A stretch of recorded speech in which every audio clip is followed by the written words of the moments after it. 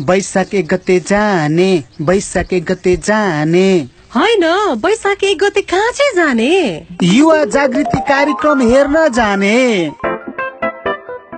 हजुर, युवा जागृति कार्यक्रम 2075।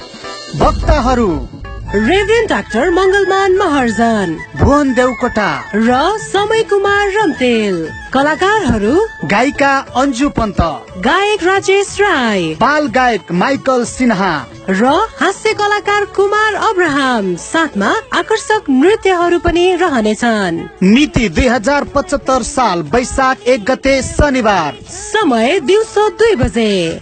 स्थान बेतसालम पुतली सडक चर्च काठमाडौँ। अधिक जानकारीका लागि मोबाइल 980335 09923 980335 09923। प्रवेश निशुल्क।